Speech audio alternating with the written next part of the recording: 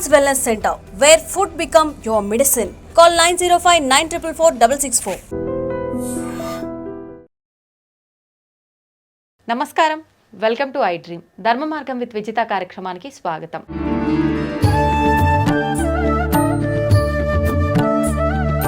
ప్రస్తుతం మనతో పాటు ఉన్నారు శ్రీ రామభద్ర క్షేత్రం నుంచి పండరి సంతోష్ కుమార్ శర్మ గారు. నమస్తే అండి. జై శ్రీరామమ్మ. శ్రీరామనవమి రాబోతుంది మనకు ఇంకొన్ని రోజుల్లో. అందరూ కూడా అంటే ధర్మానికి నిలువెత్తు నిదర్శనం ఎవరైనా ఉన్నారు అని అంటే రాముల వారు అని చెప్తారు. అంటే ప్రతి ఒక్కరికి చిన్న పెద్ద తేడా లేకుండా ధర్మం అనగానే రాముడు గుర్తొస్తాడు. అయితే మళ్ళీ సీతారాముల్ని కూడా ఆదర్శంగా తీసుకుంటూ ఉంటారు దంపతుల విషయంలో. ఎవరినైనా పోల్వాల్సి వచ్చినా కూడా ఇద్దరు దంపతుల్ని సీతారాములుగానే పోలుస్తూ ఉంటారు. అయితే శ్రీరాముడు గురించి మాట్లాడుకోవాలి అని అంటే మనం శ్రీరామనవమిని చాలా వేడుకగా జరుపుకుంటాం. ఏంటి అసలు శ్రీరామనవమి విశిష్టత గురించి తెలియజేయండి.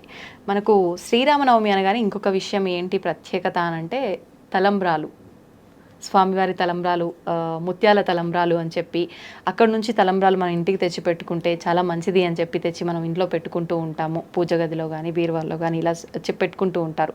ఎందుకని అంత వైశిష్ట్యం ఆ తలంబ్రాలకి? శ్రీరామభద్రో విజయతేతరం శ్రీరామభద్రాయ నమః. ఆపదామపహర్తారం దాతారం సర్వసంపదాం లోకాభిరామం శ్రీరామం భూయో భూయో నమామ్యహం. రామచంద్రస్వామి వారంటేనే, రామభద్రస్వామి వారంటేనే ఆపదలన్నింటినీ కూడా హరించేవారు, తొలగిస్తాడు. మనకు త్యాగరాజస్వామి వారి ఒక కీర్తన ఉంది, కాలహరణమేలరా ఓ రామ దినదినమును తిరిగి తిరిగి దిక్కులేక శరణు జొచ్చి అని అంటారు అన్నట్టు.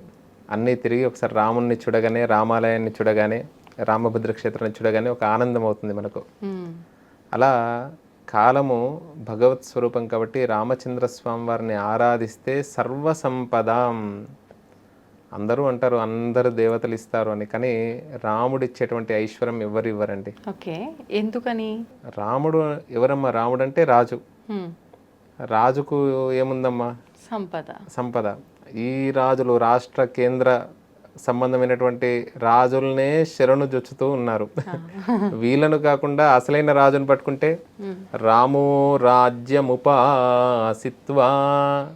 రాముడు రాజ్యాన్ని పరిపాలించాడని చెప్పలేదండి, ఉపాసించాడు అని చెప్పారు.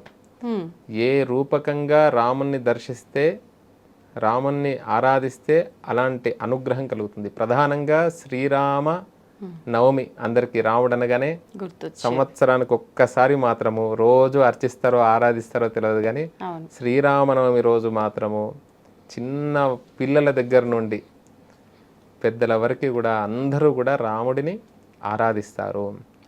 రామ కళ్యాణం, వాళ్ళ ఇంట్లో కళ్యాణం అవుతున్నటువంటి ఆనందంగా ఉంటారండి శ్రీరామనవమి రోజు. అంటే అంత ఆనందం ప్రతి ఒక్క భారతీయ జీవన విధానంలో, భారతదేశంలోనే కాదు ప్రపంచవ్యాప్తంగా అన్ని దేశాల వారు కూడా అలా రాముణ్ణి ఆరాధిస్తారు శ్రీరామనవమి రోజు. అసలుకు రామ కళ్యాణం జరిగింది శ్రీరామనవమి రోజు కాదండి. శ్రీరామనవమి రోజు ఏంటిది? స్వామివారు అవతరించాడు. సరిగ్గా మధ్యాహ్న సమయంలో కొన్ని గ్రహాలు ఉచ్చలో ఉండగా లోక కళ్యాణార్థం భూమిని సంరక్షించడం గురించి అనేక అవతారాలు ఎత్తాడు మహావిష్ణువు. వేదవేద్యే పరే పుంసి జాతే దశరథాత్మజే వేద ప్రాచే దశాదాసీత్ సాక్షాత్ రామాయణాత్మన. సరిగ్గా 12 గంటల సమయంలో మధ్యాహ్నం రామచంద్రస్వామి వారు జన్మోత్సవం. అసలు ఒక 50 సంవత్సరాల క్రితం చల్లావారు ఒక రామ కళ్యాణం అని ఒక పుస్తకం ఉన్నదండి. అందులో సప్రమాణంగా ఉంది. మధ్యాహ్నం రామ జన్మోత్సవాన్ని నిర్వహించి సాయంకాలము కానీ నవమి రోజు సాయంకాలం కానీ దశమి రోజు ఉదయం కానీ కళ్యాణం చెయ్యాలని ఉన్నదండి. తర్వాత కాల అనుగుణంగా, ఎందుకంటే కాలంలో చాలా మార్పులు వచ్చాయి. అలా ఆ రోజు ఆ సమయంలో పుట్టిన సమయంలో లోక కళ్యాణమే కదా స్వామివారు అవతరించింది, ఆ మధ్యాహ్న సమయంలో చేస్తున్నారు. అసలు రామ కళ్యాణం ఎప్పుడైందండి? ఫాల్గుణ మాసం, అంటే చైత్ర మాసానికంటే ముందు ఈ మాసంలో పౌర్ణమి రోజు, ఉత్తరా నక్షత్రం రోజు సీతారామ కళ్యాణం జరిగింది. రామో విగ్రహవాన్ ధర్మ రామ అంటే ఏంటిదండి? ప్రతిదానికి అర్థం ఉంటుంది కదా. అవును. ఆనందాన్ని ఇచ్చేటువంటి స్వామి. హ్మ్. రామః అంటే అర్థం అన్నట్టు. మనము శబ్దాలు నేర్చుకుంటాం కదా. రామః రామౌ రామాః, రామాయ నమః, రాముడికి నమస్కారం. చతుర్థి విభక్తి. ఓకే. రామః నమస్కారం అంటే రాముడు నమస్కారం. రాముడు మనకు నమస్కారం చేస్తుండ, మనం రాముడికి నమస్కారం చేస్తుండ. అంటే వ్యాకరణం. రాముడికి. మనం రాముడికి అంటే రామాయ నమః, కృష్ణాయ నమః, గోవిందాయ నమః, విష్ణవే నమః. అలా శ్రీరామ నామాన్ని జపం చేయాలి ఆ రోజు ఉదయం నుండి. శ్రీరామాయ నమః, రామభద్రాయ నమః, రామచంద్రాయ నమః, శాశ్వతాయ నమః. అవకాశం ఉన్నవారు అష్టోత్తరం, లేదు మాకు రాదు, శ్రీరామ జయ రామ జయ జయ రామ అనేటువంటి నామాన్ని ఆ రోజంతా కూడా చేయాలి. ఓకే. తర్వాత ప్రధానంగా ఆ రోజు మీరు అడిగినటువంటి ప్రశ్న చాలా బాగుంది. అందరికీ గుర్తొచ్చేటువంటిది ఆ సుముహూర్తం, ఇవన్నీ కూడా ఏమీ చూడరు అన్నట్టు. అవును. ఏ సమయానికి సుముహూర్తం, మాంగళ్య ధారణ, ఇవన్నీ కూడా చాలా విశేషం. కానీ కొన్ని అక్షతలైన ఒక్క ముత్యమైన ఇంటికి తెచ్చుకోవాలి. మా ఇంట్లో కళ్యాణం అవుతుంది, మా అమ్మాయి వివాహానికి ఉంది, మా అబ్బాయి వివాహానికి ఉండు, భవిష్యత్తులో కూడా కావాల్సిందే కదా. కాబట్టి మంచి వరుడు దొరకాలి. ఇట్లాంటివి ఎన్నో ఆలోచనలు ఉంటాయి కొంతమందికి. చిన్నప్పటి నుండే, చిన్న వయసు ఉన్నా కూడా అమ్మాయిలో అబ్బాయిలో అంటే భవిష్యత్తును కలగంటుంటారు అన్నట్టు కొంతమంది తల్లిదండ్రులు. అట్లా అనుకొని తప్పకుండా కళ్యాణానికి వెళ్ళి లోక కళ్యాణం, మా రాముణ్ణి ఆరాధిస్తే సకల విద్యాప్రదాయకుడు, ఐశ్వర్యం, రామపూజనాథ్, రాముణ్ణి పూజిస్తే, రాముణ్ణి ఆరాధిస్తే ఐశ్వర్యం లభిస్తుంది. ప్రధానంగా ఈ తలంబ్రాలలో ఒక శ్లోకం ఉన్నదండి, చెప్పండి. మనకు లగ్నాష్టకాలని అంటారు. ఓకే. అంటే రామ కళ్యాణం ప్రారంభమవుతుంది. అష్ట అంటే ఎంతండి? 8 శ్లోకాలు చెబుతారండి. ఓకే. చెప్పి ఒక్కొక్క శ్లోకానికి ఏమంటారు? సావధాన సుముహూర్తే సావధాన. అవధానం అంటే అష్టావధానం, శతావధానం అంటుండే కదా. అంటే 8 మంది కూర్చొని అడిగితే అష్టావధానం, 100 మంది కూర్చొని అవధానిని అంటే మంత్రాలు చదవడమా? మామూలుగా అవధానం. ఇప్పుడు కొంతమంది మహనీయులు ఉన్నారు, అవధానులు, గురువుగారులు ఎంతో మంది ఉన్నారు మనకు.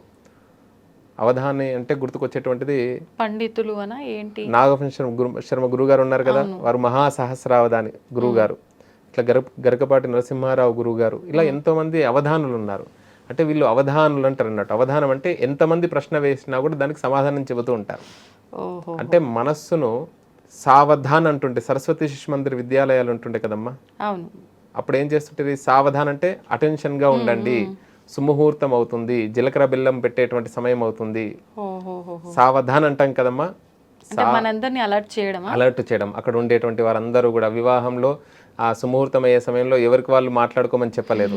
మనకు వివాహ సంస్కృతి అంత గొప్పనటువంటి, అందరూ సావధానంగా ఉండండి అని చెప్పేసి ఈ శ్లోకాలు చెప్తారు. 8 లగ్నాష్టకాలు చెప్తారు. అందులో అద్భుతమైనటువంటి శ్లోకం అండి, ఇప్పుడు ముత్యాలకు సంబంధించిందే, తలంబ్రాలకు సంబంధించిందే. చెప్పండి.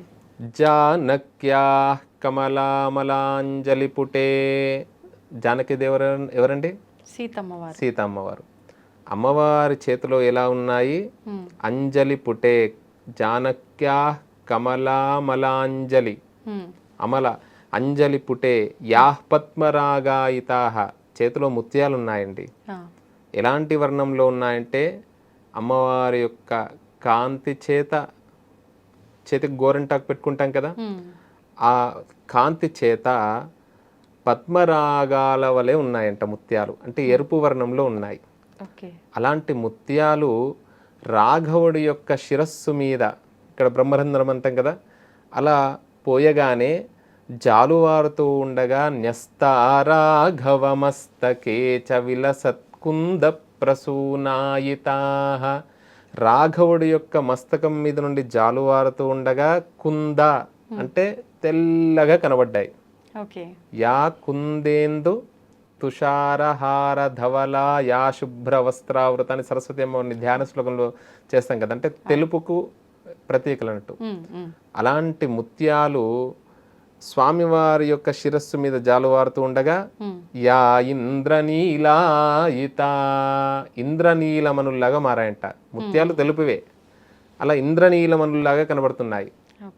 స్రస్తా శ్యామలకాయ కాంతి కలితాయా ఇంద్రనీలాయితాః.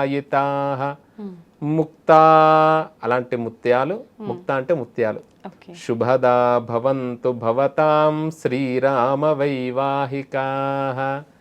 ఈ రామ సీతారామ కళ్యాణంలో పాల్గొన్నటువంటి వారికి అందరికీ కూడా, లోకానికంతటికీ కూడా లోక కళ్యాణార్థం అవతరించాడు. రాముడు అంటేనే రామాయణం, రామస్యాయనం, రాముడి యొక్క మార్గం. జగదానందకారక జయ జానకి నాయక అంటాం కదమ్మా.